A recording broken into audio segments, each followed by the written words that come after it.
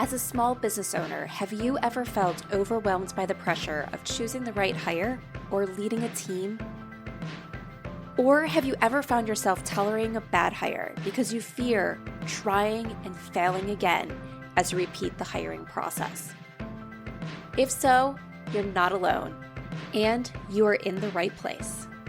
Welcome to the Growing Your Team podcast. The Growing Your Team podcast teaches business owners like you to expand your unique business by teaching you to master the hiring and team management process. Hiring and managing a team does not have to be a challenge. You just have to learn to do it right. And the Growing Your Team podcast teaches you how to become a confident leader who hires right every single time. Now, let's jump into the show where each episode you will learn tips on how to identify what type of help you need on your team, how to source amazing candidates, how to conduct interviews that lead you to your ideal team member, how to onboard successfully, and how to lead every person in your business so you have a team of rock stars who you are happy to pay every single paycheck. So let's jump in and teach you how to hire like a pro. Hello, Jamie Van Kuyk here, and welcome back to the Growing Your Team podcast.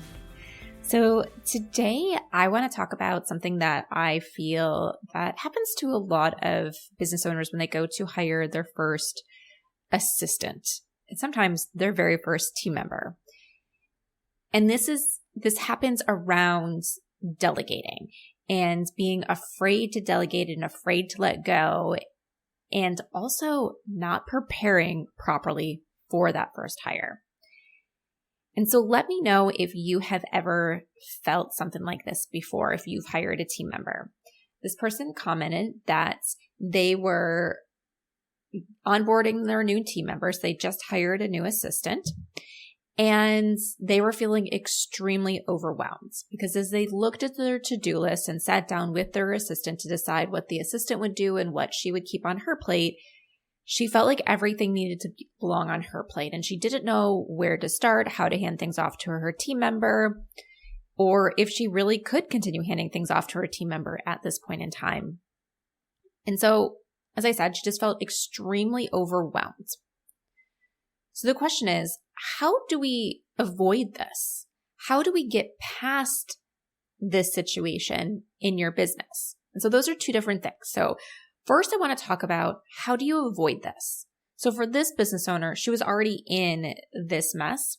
And for you, you might already be in this mess too, struggling, and you're trying to find the solution. But for other people, we want to make sure that we avoid this. So I want to start there first with how to avoid it. And then how do we handle it if we find ourselves in that mess? So the first thing for how to avoid it is you should never, never, never be planning what you are going to hand off and how you're going to hand it off. So like your processes and all those things after you hire. That 100% needs to be done before you hire the team member. That's a non-negotiable. It must be done before you hire the team member. And here's why. When you think about your to-do list and everything you need to get off your list, there's different items on that list. There are items that require different skills. And yes, as a business owner, you've been doing it all or attempting to do it all, but it doesn't mean you're good at it all, right? So it's the same with the people you hire. They're not going to be good at everything on your list. So you need to know what you're delegating first, so that way you can hire the people that are good at what you need to get off your to-do list. If you wait until after, then you're trying to fit the role around a person instead of finding the person that's best for your organization. And that might sound very similar. In both cases, you're hiring someone who's going to help you. But the one case, you're putting the person first or this position first, and you might not be getting the support that you actually need or the support they're going to be most efficient at or best at versus the other scenario where you determine it is what you need, and then you find the best person to do that so you get the most efficient and effective help. So you get the biggest bang for your dollar. Excuse me. So you want to do that. Same with your processes. You need to know how you're going to hand this off, what that's going to look like. Some of that doesn't need to be 100% fleshed out, because anyone who's created processes will tell you that you can think this is going to be amazing, but once you actually start getting like the cooks in the kitchen, you're going to realize things that maybe you didn't think of, or you're going to hit additional roadblocks or things like that. But you at least should know your general process of how you're going to hand this off. And then sometimes you can rely on that new team member to help perfect it. But when you think about, okay, if I want the person to do X, what needs to happen so I can hand that off? What do they need to know? What do I need to complete before that? So it starts making you think of that bigger picture of how things flow and function once you have additional people in that process versus you that can just sit down and do it all. Or, things just operate differently once there's another person in there because there's handoffs. So what does that handoff look like? And what needs to be done? Because in some cases, things cannot be done simultaneously. You need to think about all that because that's also going to change. So if you're like, this task would be extremely helpful to get off my plate, but then once you start thinking about the process and you're like, oh, well, in order to get this off my plate, I need to be able to do X, Y, Z, and then there needs to be this much lead time and wait time in order for them to do their thing, and they're going to need this from me. Okay, well, until I'm able to hand off these additional parts of this process, handing off this part doesn't really make sense because it's going to be more complex for someone to do this than it would be for me to keep that myself and delegate this other thing instead. It's not delegate at all, delegate something else instead. So you need to at least think high level through those processes so you understand how that person is going to get what they need so they can do their job. And I know we want everyone who's a self-leader and a mind reader, but they can't just make work appear out of thin air. They can't just know all the time what's in your head and what's on your to-do list. There has to be something, at least at the beginning, until they get really ingrained into your business and can understand A triggers B, B triggers C, what they need to do and how they're supposed to do it. So that's the first thing. So to avoid that situation where you're having that new team member there and you're struggling with delegating because you're realizing you don't know what to hand off, to avoid that, plan ahead of time. Okay, so we're planning ahead of time. We got that person onto our team, but I'm going to be 100% honest with you. Even when you did all that planning ahead of time, you are still going to feel some of the challenges of delegating if you're delegating tasks for the first time. This business is your baby. You've built it. Your income depends on this business. So to trust handing something over that you have done forever takes effort. It will be a challenge for everyone. Some people, it might be a challenge for 5 minutes. They're like, okay, nope, you got it. I'm good. Other people are going to struggle with the process of delegating for a while until that trust is really built. So once you're in that spot and you realize that you want to keep holding on to stuff, here are some of the things that I can tell you to help through this process. First off, everything that you are looking at to say, I should keep this on my plate, I want you to ask yourself the question, does it have to be done by me or does it have to be done right? And we think about doing it right. I know sometimes we can send ourselves in a tailspin of, well, will they be able to do it right? What is it, blah, blah, blah. What does it mean to do it right? All those things. But I'm saying, if you knew you could hand this off to someone else and they would do it 100% correct the first time, that type of scenario, does it need to be done by you or does it just need to be done right? There are a lot of things in your business, especially the early stages, especially as you're getting used to delegating, as you're in that growth thing, that need to be done by you. Non-negotiable. They need to be done by you. That list of things will change as your business grows. But there are other things that you'll look at and say, this just needs to be done right. It doesn't need to be done by me.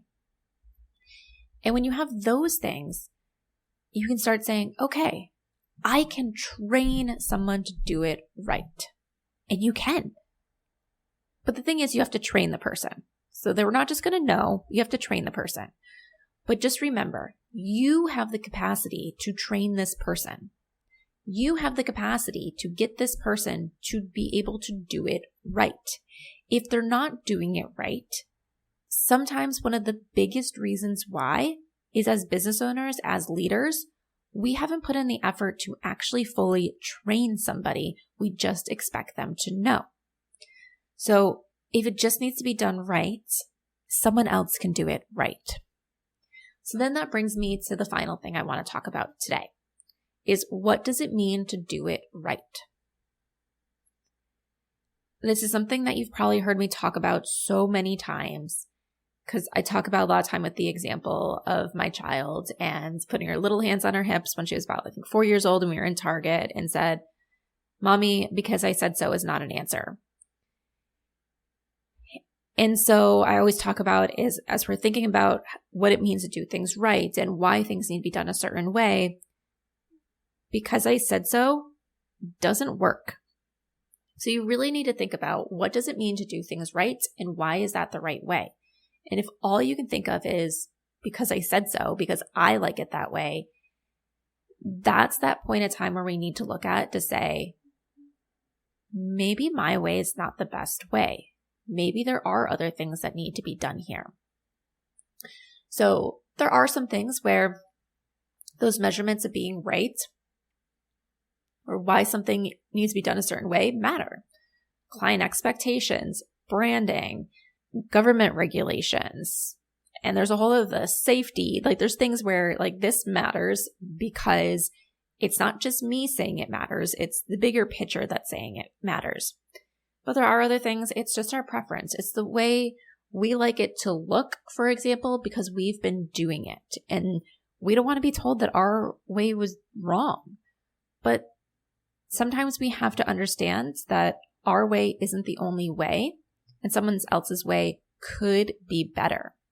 So we really need to focus on why things need to be done a certain way in order to be right. And if because I said so or that's the way I like it is the only thing we can think of why things need to be done a certain way, give freedom to your team members. Take a step back and say, okay, I'm going to let this be done a different way. For some of the things, there could still be guidelines. How do I explain to them what it means to do things right? So for this particular business owner that was in this challenge that triggered me wanting to talk about this, she made comment about selecting pictures to go on social media and how a team member might not select the exact picture that she would select.